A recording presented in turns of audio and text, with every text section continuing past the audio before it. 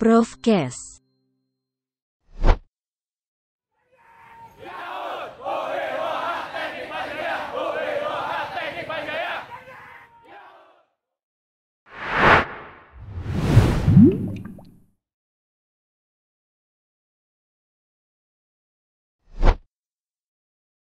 Baik, selamat pagi. Assalamualaikum warahmatullahi wabarakatuh. Kembali lagi kita ketemu di acara Profcast FTUI. Suatu acara di mana teman-teman hebat FTUI akan menyampaikan keilmuannya dengan bahasa yang santun kepada masyarakat sehingga transformasi keilmuan itu mudah dicerna oleh masyarakat. Hari ini saya bersyukur karena hari ini saya ditemani oleh sahabat saya, dosen muda FTUI yang bernama Dr. Ing, sebenarnya associate professor dia, Aditya. Saya perkenalkan, di sebelah saya ada Bung Aditya, saya akan panggilnya dengan Bung Aditya. Selamat pagi, Pak. Selamat pagi, terima kasih. Bung Adit, tadi saya katakan Anda adalah dosen muda. Sebenarnya Anda itu siapa? Kamu siapa? Kamu siapa? Dulu sekolahnya di mana? Boleh diceritain sedikit, Pak? Iya, mungkin sedikit. Saya lulus SMA tahun 95, Pak. Oish. Jadi saya angkatan mesin 95. Oh, M95. 95. Oke. Nah, waktu itu memang waktu kuliah itu kebetulan saya mungkin jarang di kelas ya, Pak. Lebih sering di bengkel. Oh, masih sering di bengkel. Mahasiswa mesin ada, kita punya kontainer, dua kontainer begitu, kita menyebutnya bengkel. Nah, kebetulan pada saat itu ya kalau kalau bisa bolos ya ke bengkel situ. Oh, gitu. Kenapa? Karena di situ asik banget ya, banyak kegiatan kemahasiswaan yang kaitannya sebetulnya ada mobil listrik, ada go-kart, ada dulu kita punya Air Cushion Vehicle Club yang bikin hovercraft, kemudian satu lagi ada air modeling. Ya. Itu ngutik sama teman-teman di situ, ya nggak terasa pokoknya lulus, lulus tahun 2000 saya. Nah dulu tuh sebetulnya saya punya cita-cita kepengen kerja di PTDI sekarang. Oh, PTDI. Namanya ITTN Mas. Iya. Saya dulu kerja praktek tuh sampai 2 kali. Yang pertama tuh gugur kewajiban di BPPT di Serpong. Yang kedua kali pokoknya saya mesti kerja praktek di IPTN nih. Oke. Kira-kira supaya tahu nanti tempat kerja saya mendatang seperti apa. Sebentar, teman-teman sekalian, ternyata teman bicara saya pada hari ini, episode kali ini sebenarnya anak bandel. Bayangkan tadi, dia S1-nya memang di teknik mesin FTUI, sering bolos, quote-unquote, entah itu dosen yang kebetulan belum ada di kampus, akan tapi yang terang, dia anak nongkrong, akan tapi jangan salah, dia meneruskan S2 dan S3 di Jerman, hingga mendapatkan gelar Dr. Ing, bener nggak? Alhamdulillah. Dan sekarang sebenarnya sudah associate professor Aditya yang ada di teknik mesin. Jadi luar biasa untuk Bung Aditya. Anak bandel, setahu saya dia juga anak kolong sebenarnya. Anak Halper, Halim Perdana Kusuma. Kalau saya, aku anak Kodam. Jadi ini adalah ternyata FTUI seru. anak kolong. Nah, di FTUI itu ada yang namanya Aircraft. Karena hari ini teman-teman sekalian yang akan kita bahas adalah berkaitan dengan mobil listrik. Di tengah makin sulitnya mencari bahan bakar fosil, maka tidak hanya di Indonesia, tapi di dunia kita akan beralih kepada kendaraan yang berbasis kepada mobil listrik. Nah, beliau adalah ketua Aircraft. Benar nggak? Aircraft itu apa, Pak?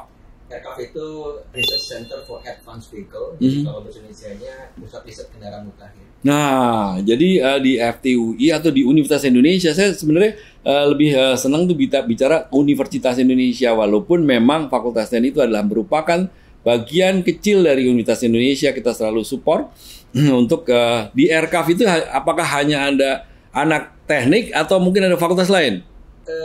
Sebetulnya Aircraft itu dulunya Molina UI, Pak. Oh, iya. Justru dari kegiatan Molina. Bentar, Molina itu mobil listrik nasional. Kenapa kok pakai nasional? Karena dulu bercita-cita sebetulnya tahun 2018 Indonesia ini bisa memproduksi kendaraan nasional. Waktu itu targetnya adalah city car. Oke. Tapi Ya. memang programnya memang terhenti. Dan kemudian pada saat terhenti itu sayang nih karena aircraft itu saya kebetulan sebagai ketua itu bukan yang paling hebat ya Pak Henry.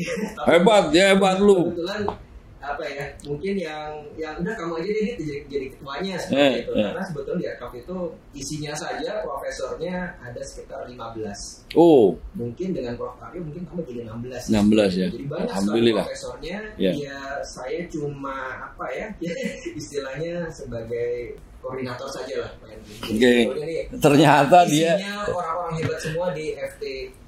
ternyata Ternyata anak bandel cuman low profile. Ini namanya Aditya nih, yang ada pada hari ini. Jadi aircraft itu adalah research center for advanced vehicle. Salah satu produknya adalah mobil listrik. Sebetulnya banyak sekali yang kelihatan besar itu adalah bus listrik. Ya. Tapi kita bikin juga sistem charging, kita Oke. bikin baterai juga. Ya. Kemudian kita bikin sistem konversi kendaraan dari biasa menjadi kendaraan listrik. Itu ada yang full listrik, ada yang istilahnya adalah serial hybrid seperti itu. Kemudian kita bikin motor listrik, utamanya yang ini sebetulnya motor listrik dan kontrolernya Pak, yang justru sekarang kita bahkan sudah membuat startup yang benar-benar jalan. Luar biasa, ini startup nih lagi ngetren ini. Iya, jadi startup ini memproduksi controller untuk motor listrik dan itu betul-betul sudah running dan produk sudah dipakai di mana-mana seperti itu. Oh jadi, gitu. Alhamdulillah dari kegiatan yang kalau kita bicara riset kemudian berdampak kepada kegiatan yang menghasilkan nilai tambah ini sudah terbukti. Mudah-mudahan nanti mendatang kita juga berharap akan muncul ya 2 startup baru lah seperti itu. Jadi mudah-mudahan bukan sekedar slogan nih. Kita belajar sesuatu, kita punya teorinya, kita aplikasikan, kemudian ini juga mempunyai nilai ekonomi yang terbukti. Oke, jadi tadi di aircraft itu kalau saya dengar tadi ada paling tidak ada 16 profesor multidisiplin, jadi terdiri dari teman-teman dari berbagai fakultas. Sekarang memang untuk meluncurkan suatu teknologi ke masyarakat ini dibutuhkan juga tidak hanya teman-teman dari teknik akan, tapi juga tentunya dari teman-teman dari fakultas yang lain. Sampai sekarang sudah bisa menghasilkan satu bus listrik kalau nggak salah ya. Kemudian ada city car. Nah, ya itu bentuk wujudnya Bapak dan Ibu yang saya hormati tapi ternyata di dalamnya itu merupakan hasil dari riset teman-teman semua seperti tadi motor listrik dan sebagainya. Riset itu sudah lama Pak, dari tahun 95 itu sudah dimulai semua dari teman-teman metalurgi, dari teman-teman elektro, teman-teman teknik mesin. Jadi 95 itu sejak saya jadi mahasiswa itu sudah ada namanya kendaraan angkut listrik. Waktu itu Prof. Danardono dengan Pak Hadi yang mengkontrak bajai jadi baja listrik ya. Balabi ya. Balabi. Bajai langit biru waktu itu. Oke, cuma nanti dulu Bung Adit. Ini nanti Anda juga harus jelaskan sebenarnya apa sih yang dikatakan mobil listrik. Kalau kita tahunya kan saya pergi ke pom bensin, saya beli bahan bakar, tapi kalau udah listrik nih gimana urusannya? Bisa ceritain nggak? Mungkin teman-teman yang menyaksikan pengen tahu secara mudah kira-kira. Mobil listrik sebetulnya bukan barang baru ya, karena sebetulnya dari zaman pengembangan kendaraan di awal itu Porsche juga sudah membuat mobil listrik pada saat itu Pak. Cuma kenapa kok tidak berkembang? Karena pada saat itu baterainya masih terlalu berat. Dan kalau bicara mobil listrik seperti apa sih? Seperti Tamiya. Tamiya, tahu Tamiya ya. Itu tidak berbeda, hanya skalanya juga besar menjadi 1/1 yang besar seperti itu. Nah sebetulnya kendaraan listrik yang tadi saya sampaikan yang secara konsep sederhana, kalau kita bicara kendaraan listrik itu digerakkan oleh motor listrik. Motor listrik seperti apa sih? Kalau di rumah-rumah ada kipas angin, AC di dalamnya juga ada motor listrik seperti. Jadi bukan hal asing buat kita. Cuma sekarang masalahnya adalah penggerak sumber energinya adalah baterai. Nah ini yang kemudian kalau baterai seperti apa ya? Mungkin seperti yang ada di handphone kita. Dia punya masa punya kapasitas yang akan habis dan perlu kita charge. Seringkali menjadi kendala kan ngecasnya lama. Ya, Nah ini kurang lebih sama dengan kendaraan listrik seperti itu. Oke. Nah, tapi misalkan seperti beberapa produsen kendaraan listrik itu mengatasi kendala lama ngecas ini dengan cara mengganti baterai atau istilahnya baterai swap. Jadi baterai yang sudah habis kapasitasnya dicabut, dipasang baterai yang baru, itu sangat singkat karena menggunakan mekanisme robot penggantian baterai tersebut sehingga kendaraan bisa kembali melaju. Kurang lebih seperti itu Pak Henry. Jadi kendaraan listrik Simpel sebenarnya ya. sudah simpel seperti radio control yang suka kita mainin atau mobil Tamiya seperti itu. Mobil Tamiya ada baterai, radio control ada baterai, pasti seperti itu. Cuma nanti dulu Pak Adit, jangan sampai nanti kejadiannya adalah mobil listrik ada, akan tapi ternyata kita masih sangat tergantung kepada impor. Pengen tahu nih, sekarang kemampuan Indonesia atau sumber daya alam Indonesia sebenarnya bisa mensupport untuk yang tadi Bung Adit sampaikan apa enggak sih? Betul sekali Pak Henry. Jadi kalau menurut saya kelebihan kendaraan listrik itu justru dari kesederhanaan mekanisme secara mekanikal. Dan alhamdulillah sebetulnya saat ini pemerintah juga sedang menggalakkan karena kita punya cadangan nikel terbesar di dunia. Jadi nikel terbesar di dunia. Sehingga pemerintah ingin menjadi pemain utama dalam industri baterai untuk kendaraan. Namun demikian, kalau kita melihat peta persaingan pengembangan kendaraan listrik, kita tidak bisa menafikan bahwasanya Indonesia ini termasuk tertinggal. Kenapa? Ya banyak faktor sih ya. Cuman artinya kalau di luar negeri itu, kalau saya bicara misalkan yang betul-betul jor-joran pengembangan kendaraan listrik, misalkan Cina. Jadi dari industrinya, dari pemerintahnya itu betul all out semua, sehingga mereka betul-betul mengembangkan kendaraan listrik yang sudah semakin efisien, semakin canggih dan lain-lain, termasuk teknologi baterainya nih Pak. Teknologi baterai kalau kita tadi bicara masalah nikel, maka kendaraan listrik yang lebih canggih lagi, dia bahkan hanya sedikit menggunakan nikel. Nah ini tantangan buat kita. Jadi menurut saya pribadi, kita punya nomor 1, katanya ternyata nikel sedikit. Nantinya penggunaan nikel itu sedikit Pak. Jadi sebetulnya grace period penggunaan nikel ini mungkin hanya 10 sampai 20 tahun. Kalau kita betul-betul manfaatkan dalam jangka waktu itu sudah nikel itu mungkin sudah nilai ekonomis akan sangat. Sedikit kesimpulan berarti tadi secara knowledge ini Universitas Indonesia yang disupport oleh Fakultas Teknik ini sebenarnya sudah mampu. Secara knowledge kita sudah kuasai lah kira-kira. Lebih dari mampu. Nanti akan kita akan lihat sebenarnya jangan ngomong doang lu. Jangan ngomong doang, lakukan sesuatu, tunjukkan dan buktikan bahwa engkau benar-benar bisa dan orang akan mengikuti apa yang kau lakukan, bukan apa yang kau omongkan. Halo. Sebenarnya barangnya ada apa enggak? Kemudian yang kedua, kalau dilihat dari alam Indonesia, sumber daya alam Indonesia menunjang untuk mobil listrik ini juga sangat banyak, bener ya? Jadi ya sebenarnya kurang apa lagi nih Indonesia gitu kan ya? Semuanya ada di sini. Nah kan tapi tadi udah menjurus nih, barangnya apa sih? Atau sekarang lagi ngerjain apa kalau boleh tahu Pak? Jadi memang pertama kegiatan penelitian kendaraan listrik itu adalah sebetulnya bagaimana kita meningkatkan lokal konten dari kendaraan. Ternyata itu tidak mudah Pak. Karena lokal konten itu bukan sesuatu yang misalkan bisa kita segera klaim, ini buatan saya, ini desain saya seperti itu. Tapi sebetulnya mempunyai satu parameter penilaian yang cukup menjelimet lah seperti itu. Sehingga kalau kita perhatikan lokal konten kendaraan listrik di Indonesia, buatan UI sendiri misalkan itu akan mungkin maksimal di sekitar 30%. 30%, Tapi alhamdulillah sekarang pemerintah mengeluarkan satu peraturan di mana kegiatan R&D itu juga dihitung sebagai local content. Sehingga 30 ditambah kurang lebih 25 sampai 30%. More than 50%. Dari 50. Sehingga harapannya dengan demikian nanti harga bisa bersaing dengan kendaraan listrik yang import misalkan seperti itu. Tapi kalau saya pribadi begini Pak, kita coba kembangkan teknologi dari kita untuk kita. Jadi artinya begini, mungkin kita tidak perlu teknologi baterai yang tercanggih yang kita akan kejar pengembangan di luar negeri seperti itu. Karena misalkan akan sedikit menggunakan nikel. Kita pakai saja baterai yang memang sesuai atau sumber dayanya ada di Indonesia banyak seperti itu. Kita kembangkan sendiri, kemudian kita buat teknologi yang memang tentu bukan teknologi asal. Misalkan begini Pak Henry. Ternyata tantangan kendaraan listrik sebetulnya adalah dibandingkan kendaraan biasa, bobotnya harus ringan, Pak. Kenapa? Karena sampai saat ini baterainya berat. Oke. Nah, jadi pengalaman kita Ya. misalkan mengkonvert bus listrik yang pertama itu, Pak, ya, itu kita mengeluarkan. Tunggu, saya catat loh, bus listrik yang pertama. Berarti ada bus listrik yang berikutnya nih nanti. Ya, Oke. ada tiga. Oke. Jadi yang pertama itu kita mengeluarkan mesin dieselnya itu kira-kira beratnya sekitar 500 kg, Ya, setengah ton. setengah ton.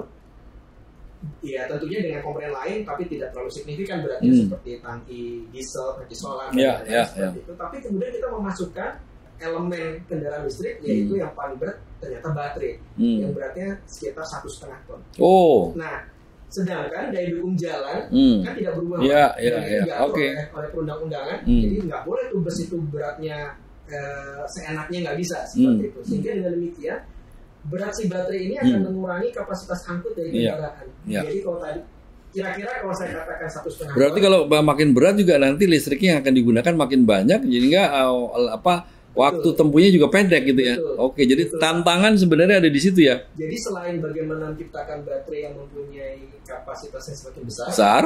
di sisi Ringan. lain kita juga harus membuat kendaraan yang lebih ringan. Oke, Seperti tangkap. Itu kata Ntar dulu, janji tadi dia bilang bus pertama, ada yang kedua, yang ketiga. Pengen cerita yang kedua, ketiga, kapan mau dimunculin nih? Jadi begini Pak, kebetulan yang pertama itu kita mengkonvert Ya, dari satu Mengkonversi ya? mengkonversi menjadi bus listrik. Yang sekarang ini kita bersama mitra industri betul-betul mengembangkan satu platform baru. Oke. Yang tadi tantangannya Pak menggunakan motor listrik yang sumber dayanya ada di Indonesia banyak, sehingga kita memilih motor induksi. teknologi lokal. full dari UI Pak. Oh, Pengembangan mantap, dari UI. itu yang keren. Jadi dengan motor listrik induksi, kemudian dengan desain, ternyata saya baru tahu juga nih Pak dari pengembangan selama ini bahwasanya bus listriknya ternyata juga relatif baru di dunia. Oke. Sehingga misalkan seperti sistem rem, Ya. sistem kemudi itu Kontrol. sistem kontrolnya itu masih bisa terus dikembangkan Pak, Oke. sampai mencapai nilai yang paling ekonomis dan Sampai efisien. nanti nggak pakai supir ya, Pak? sampai nggak pakai supir, kita menyebutnya sebagai kendaraan otonomus. Iya, Itu otonomus. ada di Amin. ada di mana namanya di visi jangka panjang kita. Jadi yang kedua sama yang ketiga mau dimunculkan kapan nih? Insya Allah yang bulan Februari dan Maret itu Pak. Oke, jadi teman-teman, ini Februari Maret 2022, Universitas Indonesia akan mengeluarkan bus nomor 2 dan bus nomor 3. Kapasitasnya? Kapasitasnya sama. Sama. nanti Oke. Dan ini berbedanya dengan yang pertama adalah kita akan lakukan sertifikasi sehingga nanti bisa dinikmati oleh masyarakat langsung. Oh, luar biasa. Jadi itu adalah merupakan bagian dari kontribusi perguruan tinggi universitas dalam hal ini kepada bangsa ini. Betul Pak. Cuma nanti dulu nih, potong dulu. Tadi kita ngomong bus listrik, ngomong tentang listrik segala macam. Ini sebenarnya lu kenapa sih kok main-main di mobil listrik? Tadi bicara pengen di IPTN atau PTDI. Nah, Anda lahir dari orang tua yang kayak gimana sebenarnya sih? Hebat banget orang tua Anda ini. Enggak Pak, kebetulan bapak saya di Angkatan Udara. Oh. Jadi bapak bilang saya helper ya. Anak Halim Perdana Kusuma. Jadi sejauh kenangan masa kecil yang bisa saya ingat Pak, saya tuh ingatnya ada di pesawat Dakota yang sama kayak pesawat RI-1 Senawa itu Pak. Iya. Itu bapak saya lagi nerbangin pesawat itu, nerjunin penerbit pasi Pak. Oke. Jadi bisa dibilang kenapa saya begitu pesawat minded ya karena memang ya dari kecil ya diploma saya seperti Oke, jadi dari pesawat juga sebenarnya karena ini berkaitan dengan masalah mekanikal, jadi Anda anak mesin, di mesin lagi ngetren tentang mobil listrik, maka Anda jadi ketua Aircraft FTW gitu ya? Iya, kira-kira. Oh, luar biasa. Karena sebetulnya waktu di mahasiswa saya juga kan tadi saya cerita saya ikut go-kart, Ya. saya ikut ACVC, saya ikut aeromodeling, saya ikut mobil listrik, tapi kebetulan saya jadi ketua kendaraan angkut listrik itu. Oke. Jadi yang ke klub mahasiswa, kegiatan mahasiswa zaman dulu waktu saya kuliah, saya jadi ketuanya juga angkut listrik itu Pak. Oke. Seperti itu. Kalau keluarga? Putra putri berapa sih Anda nih? Ya saya Ada anak laki? Ada anak laki? Ada Pak, jadi saya Oh. menikah, punya 4 putra. Alhamdulillah punya 4 tuh. Di kesibukan mengasuh 4 putra masih sibuk dengan urusan mobil listrik. Keren loh. Iya Pak, 2 perempuan, 2 laki. Oke. Ya, seperti itu. Mau lagi ditinggal-tinggal ya? Ditinggal-tinggal ke kampus. Iya. Saya kadang-kadang juga ajak keluarga juga sih Pak. Oh. Dan mereka alhamdulillah nggak Jadi enjoy juga ya. ada memperhatikan keseimbangan Iya, di dalam bapaknya bapaknya juga, tanggung jawab di rumah dan juga tanggung jawab di kampus. Luar biasa. Jadi Bung Adit, kita tadi udah ngobrol-ngobrol tentang mobil listrik. Mudah-mudahan semuanya sekarang bisa tahu kira-kira mobil listrik itu seperti apa, dan Universitas Indonesia apa yang dikerjakan oleh Universitas Indonesia. Ini berkaitan dengan mobil listrik itu apa? Kita udah dengarkan banyak cerita dari Bung Aditya, seorang dosen muda di teknik mesin yang menurut saya luar biasa bersama teman-temannya. Kira-kira mungkin itu yang kita bisa sampaikan di acara Prof Kes kali ini. Kita sudah membahas tentang mobil listrik. Terima kasih Bung Adit, luar biasa. Sukses untuk Anda. Mudah-mudahan, janji lo ya, bulan Februari dan bulan Maret 2022 Universitas Indonesia akan meluncurkan bus yang keren, top. Insya Allah mohon doanya dan dukungan dari semua, dari Bapak. Oke, terima kasih Bung. Terima kasih Pak.